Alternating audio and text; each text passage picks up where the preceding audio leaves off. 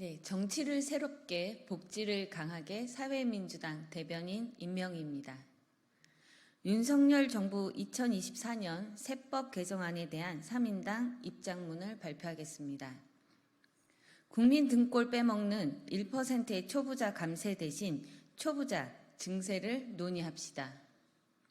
윤석열 대통령이 드디어 나라의 근간인 세금까지 망치려 들고 있습니다.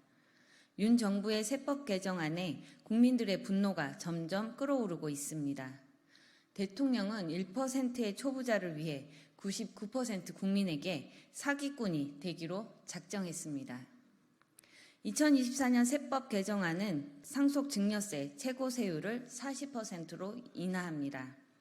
문제가 있다 해도 결국은 도입해야 할 금융투자소득세를 아예 폐지합니다. 밸류업 배당소득세율도 인하하겠다 합니다. 이는 상위 1%, 아니 0.1%의 초부자들만을 위한 감세입니다.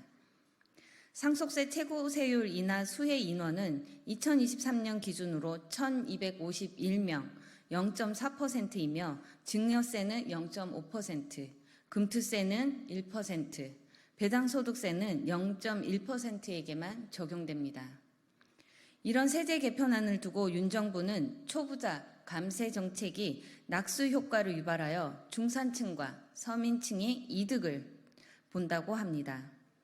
가장 열받아야 하는 이들이 이 나라의 중산층들입니다.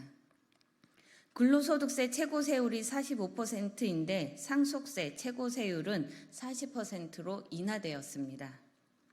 이러다 나라가 망합니다. 지난해 세수 부족이 56조가 넘고 올해 상반기에만 10조를 넘겼습니다. 부족한 세수로 안 그래도 어려운 와중에 지역 경제가 파탄나고 서민들의 삶이 휘청거립니다. 정부 예산 중에 지방교부세는 가장 많이 삭감되었습니다. 부족한 세수는 결국 박근혜 정부에서 담뱃값을 인상하여 보충했듯이 부가가치세 등 간접세를 올리겠다는 것입니다. 99% 국민들을 호구로 만드는 정부입니다. 사회민주당은 윤석열 정부의 초부자 감세에 맞서 싸우겠습니다. 투명 지갑처럼 열려있는 노동자들 호주머니는 털고 불로소득에 대한 공정과세 원칙을 무너뜨립니다. 한번 바꾼 세금 제도는 다시 되돌리기 어렵고 역사가 증명하듯 이런 식의 세금 제도는 나라를 무너뜨립니다. 강력하게 경고합니다. 사회민주당은 고물가, 고임금의 저임금의 허덕이는 국민을 위해 초부자 감세를 추진하는 윤석열 대통령에게 탄핵을 내걸고 싸우겠습니다. 불평등으로 인해 지방 소멸과 저출생이 심각한 이때 대한민국이 가야 할 길은 초부자 감세가 아닌 초부자 증세입니다. 사회민주당은 제안합니다. 상속증여세는 현행을 유지하고 금투세는 폐지가 아니라 교정을 통해 조세 형평성의 취지를 살려야 합니다. 법인세는 최고세율을 높이고 적용 기업을 확대해야 합니다. 노무현 대통령의 유산인 종부세는 반드시 지켜내야 합니다. 세금은 어렵지 않습니다.